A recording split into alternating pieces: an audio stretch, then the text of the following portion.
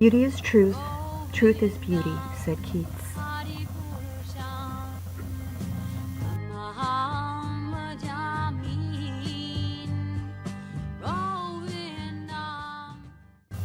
There may sometimes be arguments about whether truth and beauty are compatible terms. One would willingly agree to express the truth, one might say, but since truth is not always beautiful, indeed it is frequently rather startling and unpleasant, how is one to express truth and beauty at the same time? In reply, we may inform all concerned that truth and beauty are compatible terms. Indeed, we may emphatically assert that the actual truth, which is absolute, is always beautiful. The truth is so beautiful it attracts everyone, including truth itself. Truth is so beautiful that many sages, saints, and devotees have left everything for the sake of truth. Mahatma Gandhi, an idol of the modern world, dedicated his life to experimenting with truth, and all his activities were aimed towards truth only. Why only Mahatma Gandhi? Every one of us has the urge to search for truth alone, for the truth is not only beautiful, but also all-powerful, all-resourceful, all-famous, all-renounced, and all-knowledgeable. Unfortunately, people have no information of the actual truth. Indeed, 99.9% of men in all walks of life are pursuing untruth only, in the name of truth. We are actually attracted by the beauty of truth, but since time immemorial we have been habituated to love of untruth, appearing like truth. Therefore, to the mundaner, truth and beauty are incompatible terms. The mundane truth and beauty may be explained as follows.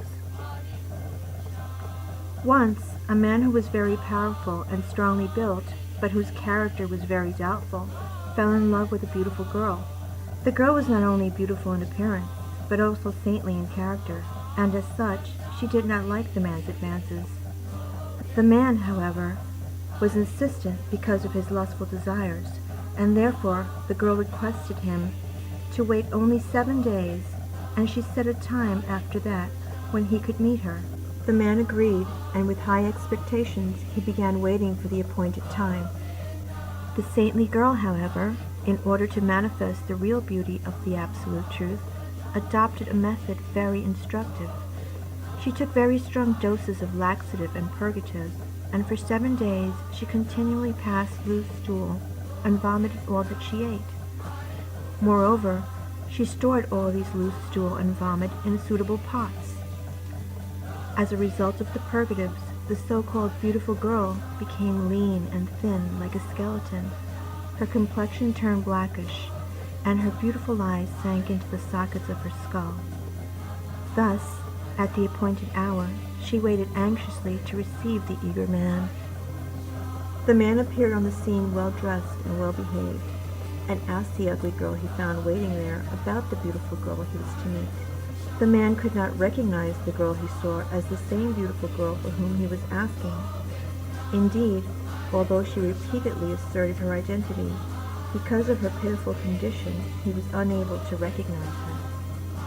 At last, the girl told the powerful man that she had separated the ingredients of her beauty and stored them in pots.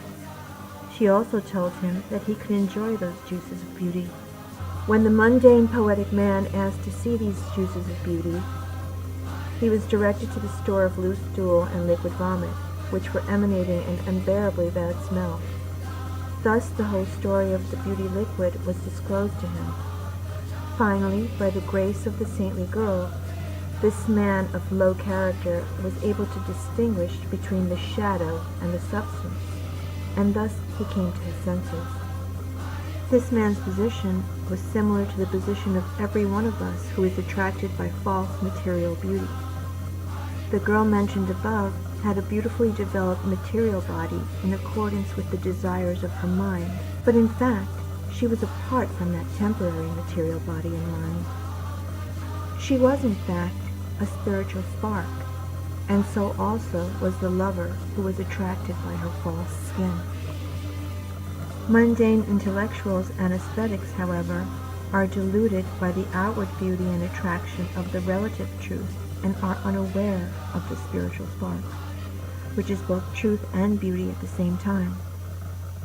The spiritual spark is so beautiful that when it leaves the so-called beautiful body, which in fact is full of stool and vomit, no one wants to touch that body, even if it is decorated with a costly costume. We are all pursuing a false, relative truth, which is incompatible with real beauty. The actual truth, however, is permanently beautiful, retaining the same standard of beauty for innumerable years. That spiritual spark is indestructible.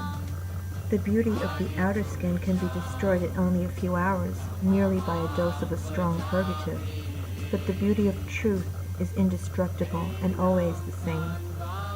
Unfortunately, mundane artists and intellectuals are ignorant of this beautiful spark of spirit. They are also ignorant of the whole fire, which is the source of these spiritual sparks. And they are ignorant of the relationships between the sparks and the fire, which take the form of transcendental pastimes. When those pastimes are displayed here by the grace of the Almighty, foolish people who cannot see beyond their senses confuse those pastimes of truth and beauty with the manifestations of loose stool and vomit described above. Thus, in despair, they ask how truth and beauty can be accommodated at the same time. Mundaners do not know that the whole spiritual identity is the beautiful person who attracts everything. They are unaware that he is the prime substance, the prime source, and the fountainhead of everything that be.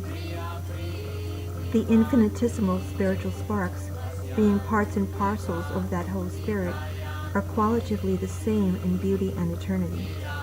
The only difference is that the whole is eternally the whole, and the parts are eternally the parts. Both of them, however, are the ultimate truth, ultimate beauty, ultimate knowledge, ultimate energy, ultimate renunciation, and ultimate opulence. Although written by the greatest mundane poet or intellectual, any literature which does not describe the ultimate truth and beauty is but a store of loose stool and vomit of the relative truth. Real literature is that which describes the ultimate truth and beauty of the Absolute.